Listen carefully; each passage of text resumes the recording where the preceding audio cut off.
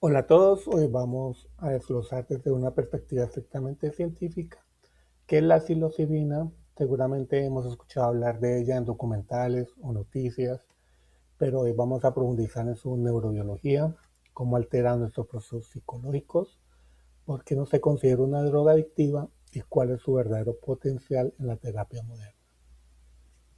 La psilocibina es un compuesto químico natural con efectos alucinógenos y psicoactivos.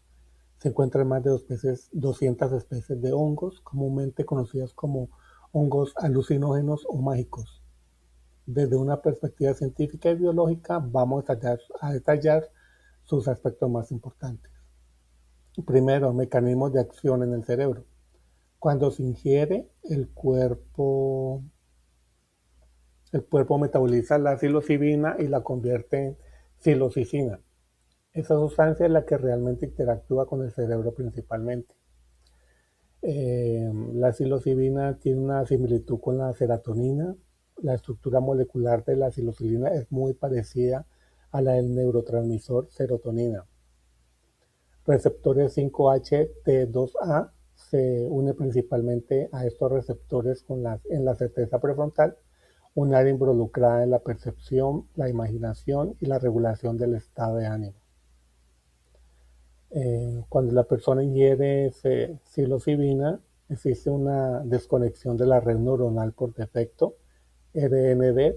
Se cree que desactiva temporalmente las vías habituales de comunicación del cerebro, permitiendo que áreas que normalmente no se comunican entre sí empiecen a hacerlo, lo que explica la experiencia de nuevas perspectivas o de expansión de la conciencia.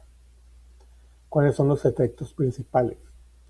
Los efectos suelen comenzar entre los 30 y los primeros 60 minutos después de la ingesta, que puede durar hasta 4 a 6 horas. ¿Qué pasa? Hay unas alternaciones visuales, colores más brillantes, patrones geométricos, hay una distorsión del tiempo y sinestesia, se escuchan voces, colores o ver sonidos. Cognitivamente hay cambios en el pensamiento introspectivo, sentimientos de unidad con el entorno y en dosis altas la disolución del ego. ¿Qué pasa emocionalmente? Puede variar desde la euforia y el asombro hasta la ansiedad o el miedo, conocido como mal viaje, dependiendo mucho del estado de ánimo de la persona y el entorno. Pero ¿qué pasa exactamente en el cerebro cuando esto ocurre? A corto plazo, la psilocibina genera una tormenta de conectividad. El cambio más importante ocurre en la red neuronal por defecto DMN. Esta red es la encargada de nuestra introspección y de nuestro sentido de yo. Bajo la psilocibina, esta red se desactiva temporalmente. Esto afecta directamente nuestros procesos psicológicos superiores. ¿Qué pasa con la atención? Perdemos la capacidad de filtrar lo irrelevante, el tálamo deja de actuar como portero y nos inunda de información sensorial. ¿Qué pasa con nuestra memoria? La memoria de trabajo se reduce, pero la memoria emocional se vuelve hiperactiva. ¿Qué pasa con las funciones ejecutivas? La planificación y la toma de decisiones se inhibe, no estamos en modo hacer, sino en modo percibir. Incluso funciones básicas cambian, el apetito desaparece debido a la modulación del hipotálamo y el sueño REM se retrasa, afectando nuestra arquitectura del sueño. Bueno, ¿cómo debemos tomarla? Perdón, aquí es donde debemos corregir la desinformación que existe sobre la psilocibina.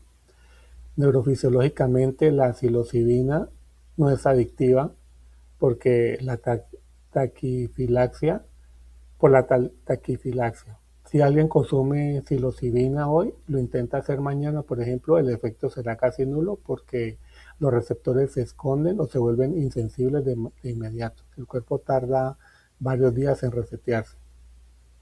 Además, a diferencia de la cocaína o el alcohol, la psilocibina no secuestra el núcleo accumbens ni dispara picos masivos de dopamina. No hay síndrome de abstinencia física. Es importante empezar con una distinción médica fundamental. La psilocibina no se considera una sustancia adictiva desde un punto de vista fisiológico. A diferencia del alcohol, la cocaína o los opioides, la psilocibina no activa el sistema de recompensa del cerebro de una manera que genere dependencia física o síntomas de abstinencia al interrumpir su uso. De hecho, el cuerpo desarrolla tolerancia muy rápido. Si alguien consume psilocibina varios días seguidos, los efectos dejan de percibirse casi por completo, lo que dificulta un consumo compulsivo a un largo plazo. Sin embargo, en casos donde existe un uso problemático o una dependencia psicológica, el deseo de evadir la realidad o de repetir la experiencia, el enfoque no es un tratamiento para la adicción tradicional, sino que se hace una intervención basada en salud mental.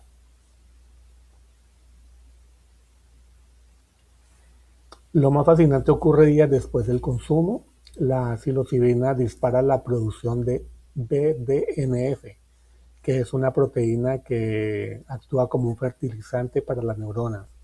Esto promueve la plasticidad sináptica, que a largo plazo puede traducirse en mayor flexibilidad cognitiva y apertura mental. Cuando hay una mayor flexibilidad cognitiva es la capacidad de salir de los bucles de pensamientos negativos. En cuanto a la apertura mental, hay estudios de la Universidad de Johns Hopkins que muestran que el rasgo de apertura en la personalidad puede aumentar de forma permanente tras una experiencia significativa. Pero bueno, no todo es positivo en esta sustancia. Existe el riesgo de HPPD, donde el usuario sigue viendo distorsiones visuales meses después, o el riesgo de activar psicosis latentes en personas con predisposición genética. Por eso en el contexto clínico es vital. Entonces, ¿cómo se puede curar o cuál es el tratamiento médico a seguir? Bueno, lo primero es la preparación, donde el psicólogo establece el estado mental. Segundo, hay una sesión que es el viaje introspectivo en un entorno seguro. Y tercero, la integración, lo más importante. Es aquí donde aprovechamos la ventana de plasticidad las 48 horas posteriores para reestructurar los pensamientos del paciente. Esa sustancia se está usando con éxito en la depresión resistente y para ayudar a pacientes terminales a perder el miedo a la muerte, demostrando que la psilocibina es un catalizador, no la cura por sí sola. Tiene un potencial terapéutico en neuropsicología. En los últimos años la psilocibina ha pasado de ser vista solo como una sustancia recreativa a tener un foco de investigación clínica muy riguroso. Se está estudiando su uso para tratar, por ejemplo, la depresión que es resistente al tratamiento. Lo que hace es ayudar a rastrear los patrones de pensamientos negativos. Se utiliza también en la ansiedad al final de la vida, en pacientes con enfermedades terminales. Se utiliza también en trastornos de estrés postraumático y las adicciones. Pero esta sustancia tiene unas consideraciones de seguridad. Toxicidad, tiene una toxicidad física muy baja y no se considera adictiva. Existen unos riesgos mentales. El mayor riesgo es psicológico en personas con predisposición a trastornos psicóticos o esquizofrenia. Puede desencadenar episodios graves. ¿Cuál es su estatus legal? En la mayoría de los países es una sustancia controlada, o en algunas ciudades y naciones está despenalizado su uso con fines terapéuticos o investigación. ¿Qué podemos concluir de esa sustancia? Que la psilocibina nos ofrece una ventana única al funcionamiento de nuestra mente. Como futuros profesionales o interesados en la psicología, entender sus bases neurofisiológicas nos permite separar el estigma de la ciencia. La psilocibina representa hoy uno de los campos más fascinantes y prometedores de la neuropsicología y la psiquiatría moderna. Su transición de ser una sustancia estrictamente recreativa a una herramienta terapéutica bajo investigación refleja un cambio de paradigma en cómo entendemos nuestra salud mental. A modo de conclusión, podemos sintetizar su impacto en 4 pilares fundamentales. Primero, el potencial que tiene la sustancia en terapéutico disruptivo.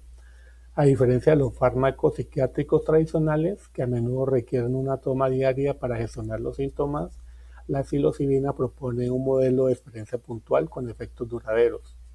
Los estudios sugieren que puede flexibilizar circuitos cerebrales rígidos, permitiendo que pacientes con depresión severa o ansiedad terminal encuentren nuevas perspectivas cognitivas y emocionales. Esta sustancia es de baja toxicidad, pero tiene un alto riesgo psicológico. Científicamente, la psilocibina destaca por su baja toxicidad física y la ausencia de dependencia química. Sin embargo, eso no lo hace inofensivo.